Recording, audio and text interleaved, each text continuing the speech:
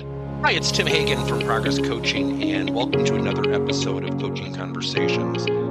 And I wanted to make you aware of something very cool that we're doing on a subscription basis, and we'll put a link in each one of our episodes. But every Wednesday, we're going to be doing what we call an audio podcast workshop. That workshop will be roughly about 14 to maybe 20 minutes per episode, with each month having a theme from a coaching model, using feedback strategically, to coaching self-awareness, and so on.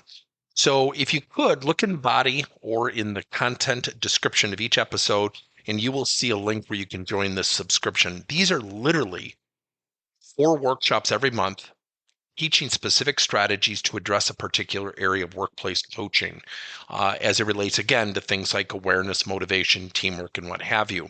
Here's the cool thing. It's only $10 per month, and each month you will get a handout that we will follow along with. So we also give you a tool for you to take notes as we go through each episode. We hope you'll check it out.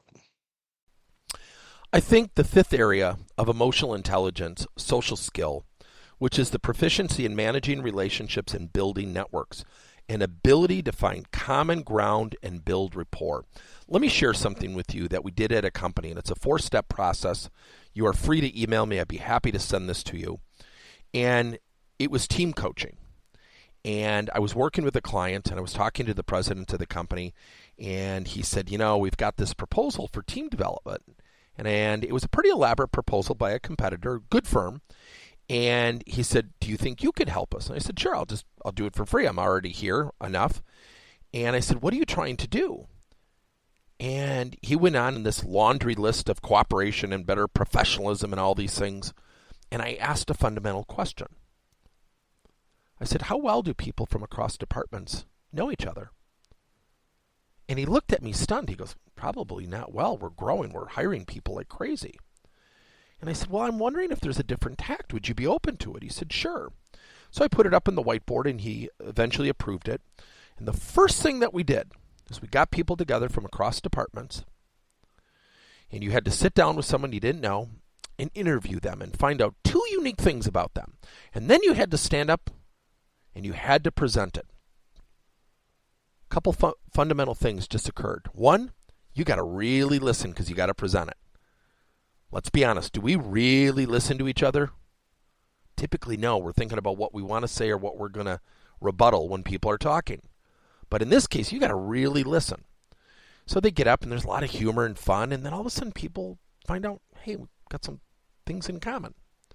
Then the second thing is they have to get together between that session and the next session outside of work and come back with 2 more things they found out about that person and present it to the group. So after that session, the 3rd session comes. Here's the big one. We actually present our perceptions of other departments. If you're in that department, all you can do when you hear that in your groups of maybe 4 or 5 people is give a response such as, thank you for the feedback. You cannot rebuttal. You just have to embrace it. And you could see people getting frustrated. Because what do we typically do when we hear things? We fight it. We argue. We lower our self-awareness. And so social skill isn't just something we do as coaches. It's also something that we can facilitate. It's effectiveness in leading change. It builds persuasiveness. And it ultimately cultivates team development. But if foundationally, at its most common ground, if we don't have rapport, and then we have a discord, and at the forefront of all discord in the workplace is work. If our only relationship is work, we're going to have discord. But if I know that you enjoy beach volleyball, if I know that you like working on cars, and we've actually had a foundational conversation, we're going to be more likely to work through issues because we're communicating at a social skill level, not just a workplace required level. See, that's the funny thing. We tend to throw people together, and we often hear this term silos. The reason there are silos is people are protecting their departments. It's not because we're bad people. But if our only relationship with other people in other departments is work, and we're in disagreement, that is going to be the framework, potentially the sole framework, of our relationship. Facilitate social interaction with your people. We had another company that literally where people just signed up for coffee breaks. Everybody got a 20-minute break. You didn't know who you were going to meet in the lunchroom. You went to the table, found your card, and guess what? People just sat down and talked. You know what we found out? All the managers of these departments who tried this out said, we have less complaints. I said, right, because people they're communicating at a different level. We're facilitating social skill.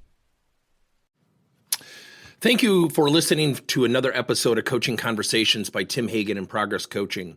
Now, our company is always coming out with new and innovative solutions to help leaders coach their employees.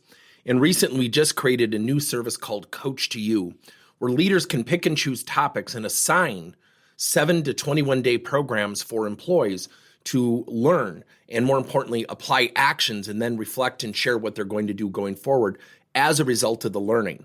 It's called Coach to You. We're literally bringing coaching to your employees. If you're intrigued, we'll have a link in each one of our episodes where you can get more information. And again, thank you so much for listening to another episode.